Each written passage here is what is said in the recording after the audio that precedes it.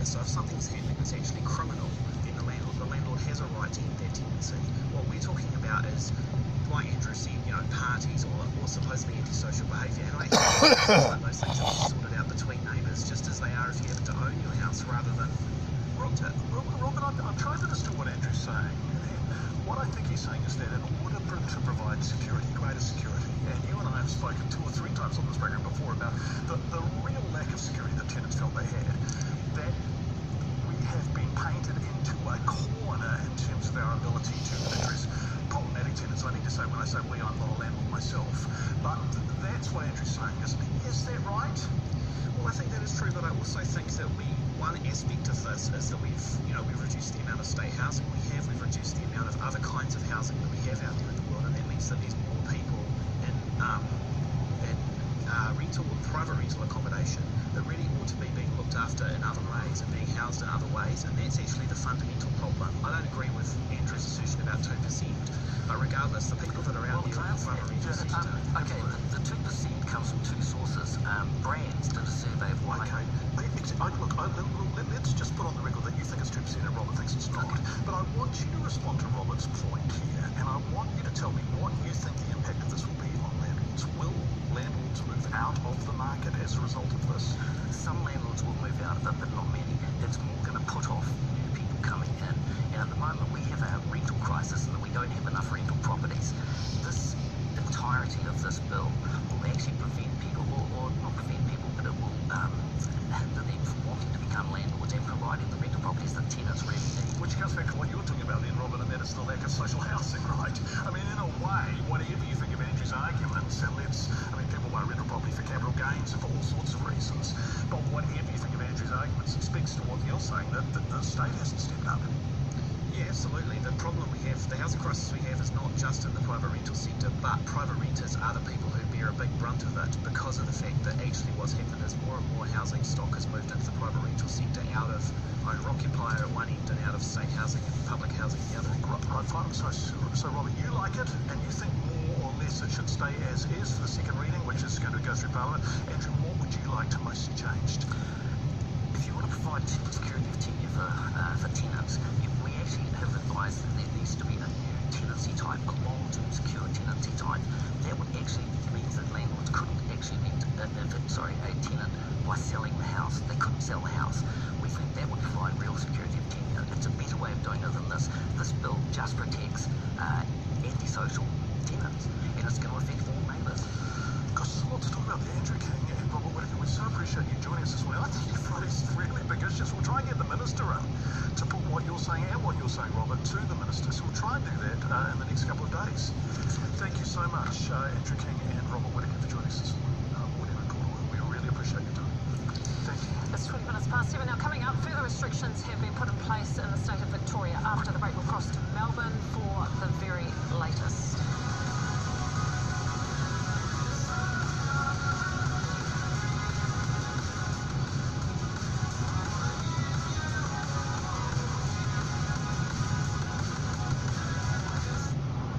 Tonight on One, some residents get the full spa treatment inside Taronga Zoo.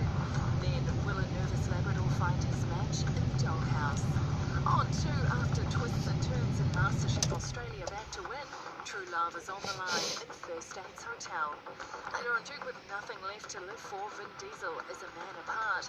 Plus, with Seinfeld, The Nanny, Fresh Prince and more, On Demand is bursting at the seams with comedy box set goodness.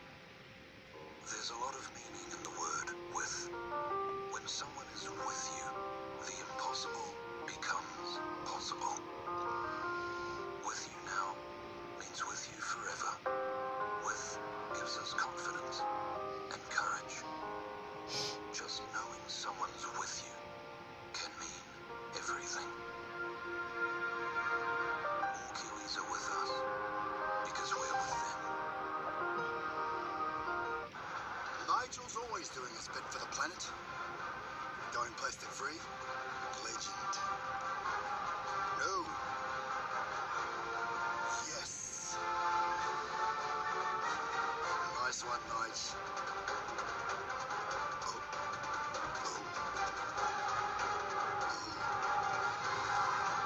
Doing your bit for the environment just got Switch to Meridian for power that doesn't cost the Earth and a great welcome credit. There's a little bit of good in everyone. There's a little bit of bad in this too. There's a little bit of good in everyone, so try and let the good shine through. There's a little bit of love in everyone, so try and let the love shine through. Harrison's home improvement sale is on, with up to 40% off carpets, hard flooring, curtains and blinds, plus 3 years interest-free. Buy now and you could win 10,000 bonus Flybuys points. Call Harrison's 0800 103 001. Assertive, that's how I describe my driving. On the open road, you're aiming for about 10 to 15 above the road sign. No, passengers don't get to call the shots. I'm the one driving, so I choose the speed.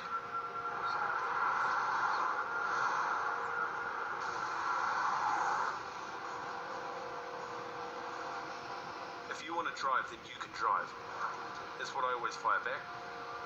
They just don't understand how you can drive quickly and safely.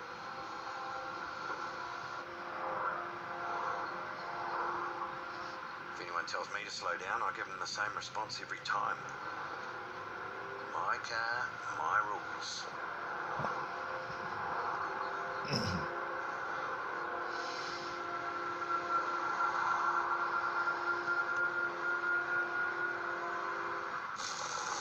The cook has powers, imagination, a pinch of faith, and a good measure of your baked butter. Yes, this is the cook in her place of pots, pans, and slightly blunt knives.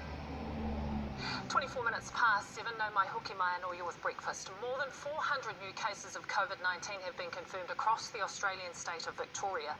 And tragically, a further 13 people have lost their lives, making yesterday the equal deadliest day in the state since the pandemic began. Yesterday, Victoria Premier Daniel Andrews added further restrictions to the already stringent rules in place around the state. So for more, we're joined by our 9 News Today reporter Christine Ahern in Melbourne. We love having you on the show, Christine. Thank you so much for your time this morning. So Victoria heads into its second day of new restrictions. I know back here in New Zealand, we all rushed off to the supermarket. There was almost a sense of panic, I guess. So what's the reaction been like there? Jenny May, good morning. Well, certainly there was some panic buying, but nothing like we saw in the first lockdown, because the Victorian Premier has been at pains to point out that supermarkets and other essential retail will remain open. So we did see some people lining up at Costco and things like that, obviously the butcher as well, because they feared that will close. But I think the Premier this time, to avoid such long queues we saw at supermarkets, came out on the front foot and said, look, these retail stores, these essentials will remain open. It doesn't mean you're going to get everything you want, because we are having a large-scale business shutdown announced last night. It'll come into effect as of midnight tomorrow. So things like abattoirs, which have been the real source of many outbreaks in Victoria, they're going to be operating at 2/3 capacity. Workers will have to wear hospital-grade PPE. So that obviously is going to have some kind of flow-on effect in supermarkets. You might not get everything you want. However, the Premier says you will get everything you need. There's certainly no need to rush out and panic buy. But you can understand why people are concerned. We in Victoria are now in a state of disaster. We're under stage 4 restrictions, and for the first time in Australia's history, we have a curfew. So you are not allowed to leave your home between the hours of 8 p.m. and 5 a.m. There's only a couple of reasons that you can go. For instance, work or caregiving. For instance, it's approaching 5:30 this morning. I had to drive here under the curfew. I could be pulled over by police at any moment and possibly fined $1,500, or even taken to court and face a fine of $10,000 if I was found not to be doing the right thing. So certainly extraordinary circumstances in Victoria at the moment. Now, talking about not doing the right thing, we were running a story here last week about people there protesting, refusing to wear masks, etc. Have you seen that reaction this time around? Look, unfortunately, we do have COVID deniers or anti-maskers. They are a very small group, but they are causing a lot of problems for Victoria Police. We did see over the weekend police actually break up a group. They were they were planning to gather at a Cranbourne gym, which is in Melbourne's southeast, and they're taking a real hardline approach because one of the protesters refused to give over any details. You might have heard of this. They're quoting human rights, which is not right at all what they're quoting.